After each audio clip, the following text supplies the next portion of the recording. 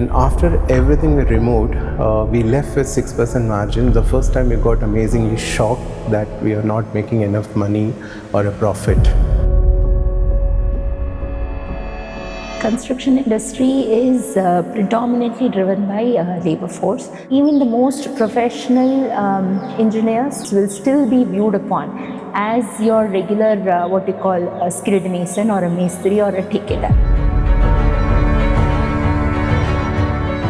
We realized the dangerous customer was referring to another dangerous customer where we were actually caught into a trap. And we started listing down who are the ideal customer for us to serve, who can afford our service. So the next step to figure out where these people are available and what is the common link between them. That struggle, the processes, there are no shortcuts.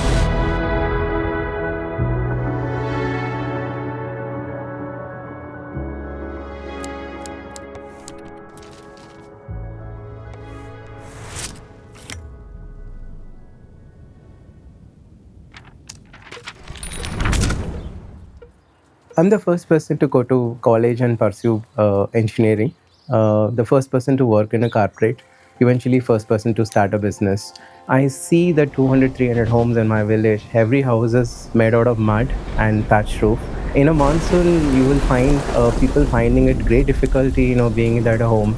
And I had always aspiration to become an artist, which eventually changed to choose my career as a construction engineer and build home for people.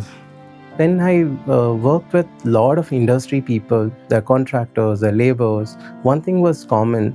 There are great people with a lot of commitment. They were short of skills. So that's why we decided let help people to grow, and same time we cater to people who are in a need. Feature construction work with a complex detail from architects. They the people have a great design, but we the people to bring it in reality. So the biggest strength for us, the blue collar laborers, that is the backbone of feature construction. We take care of them and they take care of our work.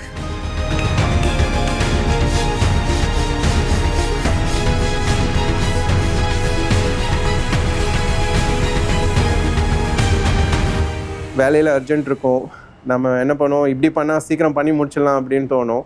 But அங்கே போய் உங்களுக்கு ஏதாவது ஆச்சு அப்படின்னா நம்ம வீட்டில் இருக்கவங்களுக்கு பதில் சொல்ல முடியாது. ஸோ அது எப்பயுமே மனசில் வச்சுக்கிட்டு வேலை செய்யுங்க.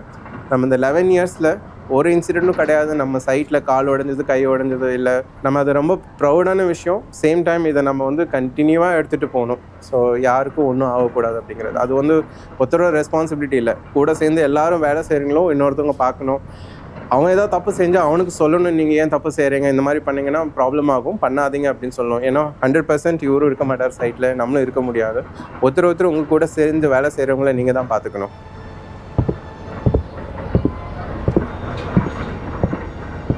We started with a home which is a very small investment of 6 lakhs. The idea came from working something which is nearby, material which can be used for a building, which can cut costs. Definitely, there is no questioning that he is a true engineer on ground, and he could deliver his clients' promises in terms of timeline and in a qualitative construction. What was lacking was overall discipline that was required to run the business. Where we started serving one customer by word of mouth, so one project becomes 10 projects, and a year in average we about 10 to 15 projects we were doing it. But we didn't sit and track whether the company making money or not.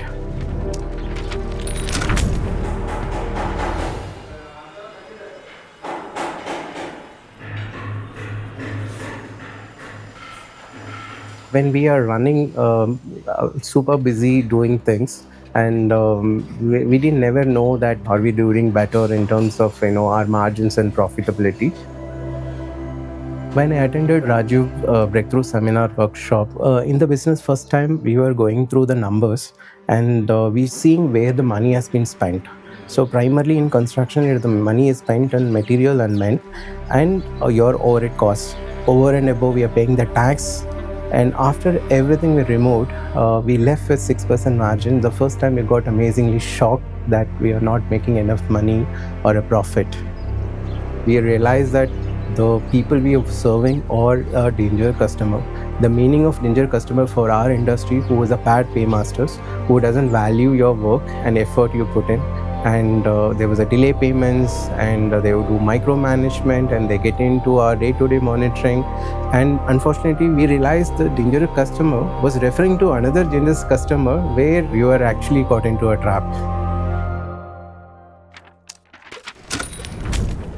This construction industry is predominantly driven by labor force, and the mentality, whether be it corporates or be it the clients, even the most professional engineers will still be viewed upon as your regular what you call a skilled mason or a mastri or a tikeda. That is the general mindset of people as far as this industry is concerned.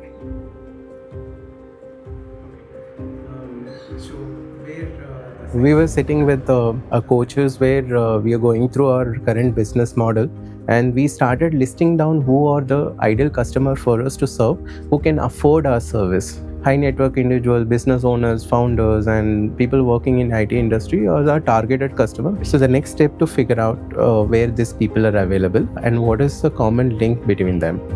We were looking for vendors and suppliers, and then we found architects as a common link who can connect people who has a common vision of serving home, but their service comes to helping the client for on the design, and whereas they look forward to find a contractor to bring that vision into reality.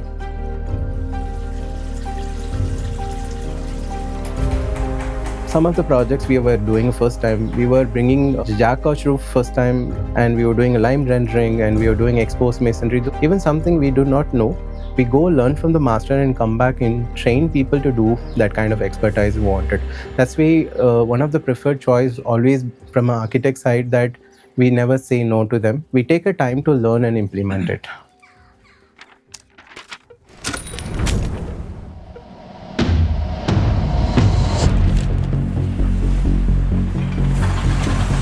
In generally, construction industry is quite vast, and there are a lot of competitors who quote just too desperate to get the project say under quote. Therefore, their margins are very low, or sometimes they don't make margin. Eventually, they want to make break even. They add as a variation to the customer, where the customer is not prepared to pay at the end of the project. The people who have come into picture, I'm talking about startups who have been hugely successful, promising building your dream homes, pulling in huge brand ambassadors, sporting ambassadors. When you look at whether it has translated into operational excellence on ground, no, it has not. We changed the entire contractual model as a item rate contract, where the billing works very, very transparently, where you bill whatever the work is executed, and the contractor writes the invoice to the architect, and architect certifies, and the client pay for it. Transparent billing works where the client doesn't hesitate to make the payments on time, and also helps to keep the profit which is achieved by tracking from a previous project and changing the price in the line item. Financial planning is very much is important for a business to run.